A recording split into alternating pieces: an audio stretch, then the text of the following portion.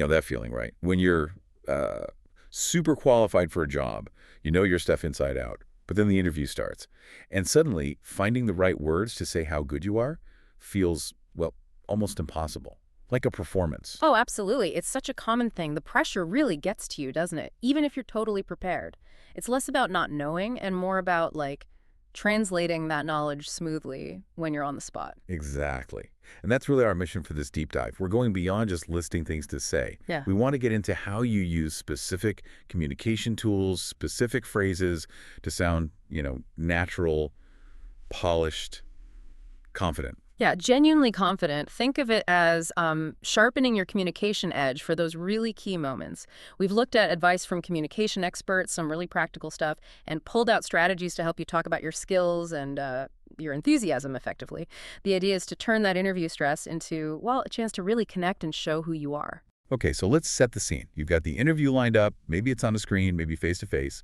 And those standard questions pop up, like, so tell me about yourself. Or the big one, why should we hire you? Right. You have the answers, obviously, but how do you deliver them so they don't sound, I don't know, rehearsed? So they sound like you. That's the core of it. And that's where we want to focus today. We're going to unpack three really key expressions. These are super useful, not just for interviews, honestly, but for a lot of professional situations where you need to sound articulate and composed. Okay, so let's start with that feeling. You know you're perfect for the job, but saying that, Hmm. how do you say it without sounding. Arrogant. Or Oh, maybe too desperate. yeah, exactly. What's the phrase that hits that sweet spot? Showing you fit, but also that you understand their side. That's a great lead-in, actually, to our first phrase. I'm a good fit for this role. Sounds simple, right? But fit is doing a lot of work there. It's not just about skills ticking boxes. It's about suggesting a deeper connection, like your story aligns with where the company is going. Right. It implies you've thought about them, their needs, maybe even their culture, not just your own qualifications. It feels more mutual. But how do you actually show that fit? Not just say the words. Good question. Because you need to back it up. It's not just stating it, it's making a small case for it based on what you know. So you might reference something specific you learned about them, maybe a company value or a project they just announced. For instance, I believe I'm a good fit for this role because my background in customer service seems to really match your focus on building long-term client relationships I read about. Oh, okay. Connecting it directly. Exactly. Or maybe with my leadership experience, I think I'd be a good fit for this team, especially as you're expanding into new areas. I'm good at getting new people up to speed quickly. It shows you're already thinking about how you'd slot in and contribute. That makes a lot of sense, tying your fit to their specific situation. Okay. But often, before you even get to that, you need to just lay out your basic landscape, right? How do you quickly summarize where you're coming from professionally without just like reading your CV out loud? Yeah, that initial framing is key. And our second phrase is perfect for this. My background is in. It's so clean and versatile, it lets you give that concise overview, frame your experience without getting bogged down in details right away. And it's really useful if you're, say, changing careers. You can use it to highlight the relevant parts of your past. Ah, so it's not just what you did, but how you frame it for this specific opportunity. Strategic. Precisely. So if you were switching fields, you might say something like, my background is in hospitality, where I really learned a lot about handling tricky situations and keeping clients happy. Skills I think are crucial for this project manager role. Okay, I see. You're building the bridge. Right. Or, more straightforwardly, my background is in digital marketing, specifically focusing on SEO for online stores. Hmm. It gives them that immediate, clear picture. Super clean, super clear. Got it. Okay, so that's background covered. Now for the third phrase, expressing that you actually want the job. Yeah. How do you do that enthusiastically, but still, professionally, not just bluntly saying, I want this job, which can sound a bit much. Yeah, finding that balance is tricky, and that's where I'd love the opportunity too comes in. It's polite, it's professional, but it still carries real enthusiasm. It softens the want, but amplifies the positive motivation. It implies more than just wanting the job for yourself. It suggests you want to contribute, to grow with them. It hints at a future collaboration. Ah, I like that. It shifts it from just, give me the job to, let's do something together. Exactly. It's subtle but powerful, soft, polite, and really common in interviews for a reason. Okay, so we have these three phrases.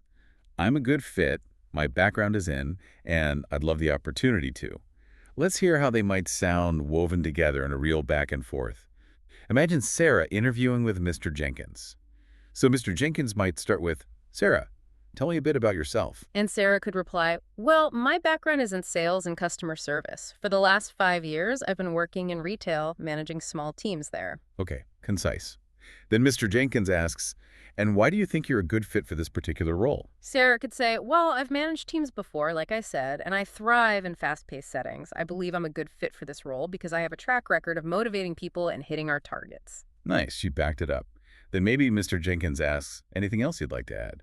And Sarah closes with, yes, actually, I'd love the opportunity to bring my skills to your company and really grow with the team here. Okay, let's unpack that little exchange. Yeah, Sarah used all three phrases, but they sounded natural, right? Not forced. She started with, my background is in, clear framing. Then, crucial point, when she said, I'm a good fit, she immediately gave reasons: managing teams, fast pace, motivating people, hitting targets. She didn't just state it, she justified it. Yeah, the justification is key. It shows she's thought it through. Definitely. And that closing, I'd love the opportunity to. It just sounds so much more polished and forward-looking than I want the job. It really demonstrates that clear, polite, professional communication we're aiming for. It felt authentic. Okay, time for a quick fluency builder. Let's look at upgrading some basic ways of saying things to sound, well, more natural and polished in an interview context. Good idea. Give us some examples. Okay, so instead of the very basic, I have experience in sales, try, my background is in sales. See how it frames it more professionally? Yeah, it sounds more established. Right. Or instead of just, I want this job, try upgrading to, I'd love the opportunity to join your team. Much more collaborative, right? Definitely conveys more thoughtful intent. And one more. Instead of a simple, maybe slightly weak, I can do this job, try the more confident and specific, I think I'm a good fit for this role. Again, it brings in that alignment piece. You can really hear the difference, can't you? It's not just words, it's the level of confidence and polish they project. Yeah. Interviews are so much about that connection and presence, not just ticking off skills from a list. Absolutely. And to build on that, let's talk practical tips, things you can do beyond just learning the phrases. First one, practice out loud. Seriously, say your answers, talk to the wall, talk to your pet, whatever. It makes the words feel more natural coming out of your mouth, builds that muscle memory so you don't sound robotic. Yeah, I find that helps stop you sounding like you're reading from a script in your head. Exactly. Second tip, record yourself. Use your phone. Listen back. How do you sound? Clear, confident. Are you pausing? Okay. It's like getting instant feedback. You'll catch things you didn't realize you were doing. Oh, that's brave, but probably really useful. It really is. Third, learn to pause. It's okay to take a breath. You don't need to rush to fill every silence. A short pause before answering can make you sound more thoughtful, more composed, like you're actually considering the question. That's a good one. Rushing makes you sound nervous. And I've got one more maybe overlooked tip. Smile?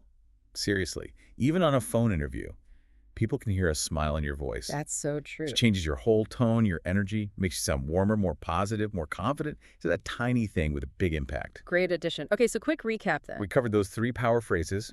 I'm a good fit for this role. My background is in, and I'd love the opportunity to. Strategic tools, really. Right. And the overall goal is helping you sound natural, confident, articulate, turning that interview pressure into a chance to actually tell your story well. So now it's over to you, the listener. Our encouragement is to actually try this stuff out. Maybe write down answers to common questions, but consciously weave these phrases in. Adapt them to your situation, your target role. See how it feels. Yeah, play around with them. And here's something to think about, maybe after this deep dive. How might really living these communication styles, making them part of how you naturally interact, not just memorizing lines for an interview, how might that change things? Not just how the interviewer sees you, but maybe how you see yourself, your own capability in any professional setting.